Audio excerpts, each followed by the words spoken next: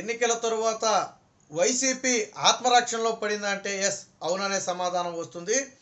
June 4 ఫలితాల తరువాత YCP ఓటమి ఖాయమని నిర్ణయించుకుని తదుపరి జరగాల్సిన పరిణామాలేంటో జరిగే పరిణామాలేంటో ముందుగానే ఊహించుకుని ఇప్పుడు ఫైల్స్ మాయం చేసే ప్రయత్నం జరుగుతుందా అంటే ఎస్ అవుననే సమాధానం వస్తుంది. మనం తెలంగాణ ఎన్నికలు జరిగిన వెంటనే కూడా కొన్ని ఆఫీసులలో ఫైర్ యాక్సిడెంట్ అయ్యి కొన్ని కీలక పత్రాలు తగలబడిపోయినట్టుగా వార్తలు వచ్చాయి. సాధారణంగా ప్రభుత్వాలు మారే క్రమంలో వాళ్ళు చేసినటువంటి అవినీతి అక్రమాలకు సంబంధించినటువంటి లేదా వివాదాస్పద బయటికి తెలియకూడనటువంటి సమాచారాన్ని మొత్తం కూడా నామరూపాలు లేకుండా ధ్వంసం చేసే ప్రయత్నం జరుగుద్ది. అందులో భాగంగానే ఈ ఫైర్ యాక్సిడెంట్లు అనేవి కూడా జరుగుతూ ఉంటాయి. ఇప్పుడు తాజాగా ఈ ఆఫీసును పూర్తిగా క్లోజ్ చేస్తున్నట్టుగా వైసీపీ సర్కారు ప్రకటించింది. దానికి కారణం ఏంటంటే సాఫ్ట్వేర్ అప్గ్రేడును అలాగే దాన్ని సచివాలయ వ్యవస్థకు కూడా విస్తరింపజేసే క్రమంలో భాగంగా ఈ నెల 17 నుంచి 25 వరకు దాదాపుగా 8 రోజుల పాటు దీన్ని పూర్తిగా నిలిపివేస్తున్నట్టుగా చెప్పడంతో ఇప్పుడు దీని మీద పలు అనుమానాలు వస్తున్నాయి. కీలక సమాచారం మొత్తాన్ని కూడా కీలక డాక్యుమెంట్స్ మొత్తం కూడా మాయం చేయటం కోసమే ఈ సాఫ్ట్వేర్ని అయితే నిలిపివేస్తున్నారు. మాయం చేసే సమయంలో అది లాగిన్స్లో ఉంటే మొత్తం తెలుస్తుంది కాబట్టి మొత్తంగా దాన్ని సర్వర్ మొత్తాన్ని కూడా క్లోజ్ చేసి వాళ్ళు తీయాలి అనుకున్న సమాచారం మొత్తాన్ని కూడా తీసే ప్రయత్నం జరుగుతుందని తీవ్ర స్థాయిలో చర్చ అయితే నడుస్తుంది. కాదు అని మనం కొట్టేయలేని పరిస్థితి. ఎందుకంటే 4 రోజుల్లో ప్రభుత్వం మారిపోయే సమయంలో ఇలాంటి నిర్ణయం తీసుకుంది అంటే ఖచ్చితంగా దాని వెనక పలు అనుమానాలు ఉన్నాయని మనం భావించాల్సి ఉంటుంది. రెండోది, సాఫ్ట్వేర్ అప్గ్రేడ్కి ఇన్ని రోజుల సమయం అవసరం లేదనేది పలువురు నిపుణులు చెప్తున్నటువంటి మాట. ఏదైనా 1 రోజు 2 రోజుల్లోనే దాన్ని సిస్టమ్ అయిపోతుంది. ఇప్పుడు బ్యాంకుకు సంబంధించి కూడా అనేక సాఫ్ట్వేర్ అప్డేట్లు జరుగుతూ ఉంటాయి. అది మ్యాక్సిమం ఏదో నైట్ చేస్తే తెల్లారిపాటికల్లా అయిపోయే పరిస్థితి ఉంటుంది తప్ప ఇలా పూర్తిగా రోజులకు తరబడి వాటిని క్లోజ్ చేసే పరిస్థితి అయితే ఎక్కడ ఉండదు. బట్ ఇక్కడ ఈ ఆఫీస్ లాగిన్స్ ఏదైతే ఉన్నాయో ఈ ఆఫీసు సైట్ ఏదైతే ఉందో దాన్ని మొత్తాన్ని కూడా క్లోజ్ చేయటం అంటే ల్యాండు శాండు వైను లాంటి అనేక ఇతర ఏదైతే అంశాలు ఉన్నాయో వాటన్నిటినీ కూడా తెలియకుండా ఉంచటం కోసం మనకు తెలుసు ముఖ్యంగా లిక్కర్లో భారీ అవినీతి జరిగిందని ఇప్పటికే ప్రతిపక్షాలు బలమైన ఆరోపణలు చేస్తున్నాయి.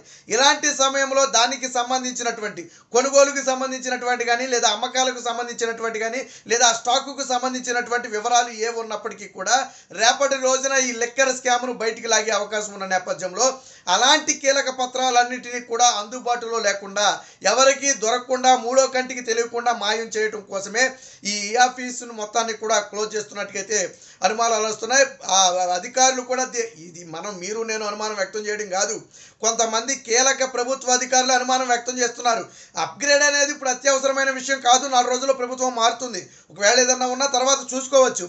కానీ కావాలని పనిగట్టుకుని మేము మారుస్తున్నామని చెప్తున్నారు అంటే ఇదేదో గూడిపోటాన్ని ఇలాగా ఉంది. ఇదే సమయంలో 8 రోజుల సమయాన్ని తీసుకోవటం అనేది కూడా అనుమానాస్పదంగా ఉంది. ఎందుకంటే అన్ని రోజుల సమయం దానికి అవసరం లేదు.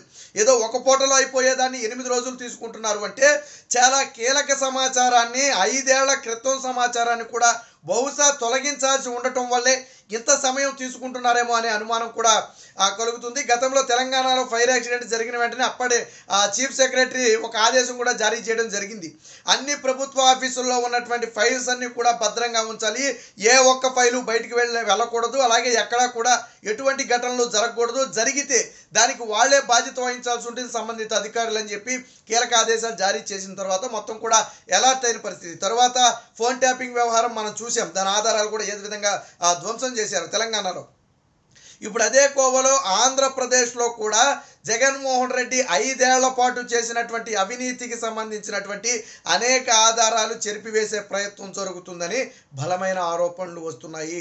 కేవలం జగన్మోహన్ రెడ్డే కాదు, వివిధ శాఖలకు చెందినటువంటి మంత్రులు ఎవరైతే ఉంటారో దాదాపు ఓటమి ఖాయమైంది కాబట్టి రేపొద్దున ఆయా శాఖల్లోని లొసుగులన్నీ బయటికి తీసి ఎక్కడ ఇబ్బంది పెడతారో ఏదైతే టెండర్ల దగ్గర నుంచి అనేక కీలక సమాచారం అంతా కూడా అందులో ఉంటుంది. సో ఆ సమాచారం అంతా తొలగించేస్తే ఇన్వెస్టిగేషన్ అనేది జరగడానికి ఆలస్యమయ్యే అవకాశం ఉంటుంది. అలాగే ఆధారాలు దొరకకపోతే ఆ కేసు అనేది ముందుకు కదిలే అవకాశం ఉండదు. రేపొద్దున కోర్టు ముందుకు వెళ్ళాలన్నా కానీ గత ఆధారాలు తీసి బయట పెట్టాలి. బట్ అలా అవే లేకుండా చేస్తే కేసు ఎలా ముందుకు నడుస్తుంది? సో కాబట్టే పనిగట్టుకుని ఈ వారం రోజుల పాటు 8 రోజుల పాటు సమాచారాన్ని తొలగించడం కోసమే ఈ ఆఫీస్ మొత్తాన్ని కూడా క్లోజ్ చేశారనే అనుమానాలు కలుగుతున్నాయి. ఈ అనుమానాలు కలగడానికి ఇంకొక బలమైన కారణం కూడా ఉంది. జీవోలన్నీ కూడా ప్రభుత్వ వెబ్సైట్లో పెట్టాలి, జీఓఐ వెబ్సైట్లో పెట్టాలి. మనకు తెలుసు గతంలో చంద్రబాబు గారు పారదర్శకత కోసం తీసుకొచ్చినటువంటి విషయం అది. ఒక జీవో విడుదలైన వెంటనే కూడా దాన్ని వెబ్సైట్లో పెడతారు. మీలాంటి నాలాంటి సామాన్యుడు కూడా ఆ వెబ్సైట్లోకి వెళ్ళిపోయి ఆ జీవో వివరాలను మొత్తం కూడా మనం చూడొచ్చు. కానీ జగన్మోహన్ రెడ్డి వచ్చిన 5 ఏళ్లుగా ఏ జీవో కూడా ఆ వెబ్సైట్లో పెట్టడం లేదు, రహస్యంగా ఉంచుతున్నాడు. దీని మీద పలువురు పౌర హక్కు సంఘ నాయకులు కోర్టుకు వెళితే కోర్టులు కూడా అక్షంతలేసింది. ప్రభుత్వం అంత సీక్రెట్ మెయింటైన్ చేయాల్సిన అవసరం ఏముంది? ప్రజలకు తెలియకూడని సమాచారం మీరు ఏం దాస్తున్నారు? అసలు ప్రభుత్వానికి ప్రజలకు మధ్య ఏంటి రహస్య బంధాలు? ఎందుకు మీరు జీవోను వెబ్సైట్లో అప్డేట్ చేయట్లేదని చెప్పి గతంలో 48 గంటల సమయం ఇచ్చి పూర్తి స్థాయిలో అప్డేట్ చేయాలని చెప్పి ఆదేశించిన సమయాలను కూడా మనం చూసాం. ఆ తరువాతే కొంతమంది ఎవరైతే ఈ సలహాదారులకు సంబంధించి జగన్మోహన్ రెడ్డి విచ్చలవిడిగా నియమించేసి ఆ జీవోలను వెబ్సైట్లో పెట్టకపోవడం వల్ల ఎవరికీ తెలియలేదు. కానీ జీవోలో వెబ్సైట్లు పెట్టడం మొదలుపెట్టిన తర్వాతే పోలవరంలో పన్నుల దగ్గర నుంచి ఆ జగన్మోహన్ రెడ్డి ఏదైతే రుషికొండ మీద గుండు కొట్టి ప్యాలెస్ కొట్టుకున్నాడు 500 కోట్లతో, ఆ ప్యాలెస్ దగ్గర నుంచి ఇతర అంశాలన్నీ కూడా బయటపడటం మొదలుపెట్టాయి. తాజాగా ఇప్పుడు కూడా అదే క్రమంలో ఏదైతే గతంలో జీవోలను వెబ్సైట్లో పెట్టకుండా మాయ చేసి మోసం చేసి 5 ఏళ్ల పాటు పాలన చేసే ప్రయత్నం చేశాడు, అదేవిధంగా ఇప్పుడు కూడా తాజాగా అదే జరుగుతుందని పలు అనుమానాలు అయితే వస్తున్నాయి.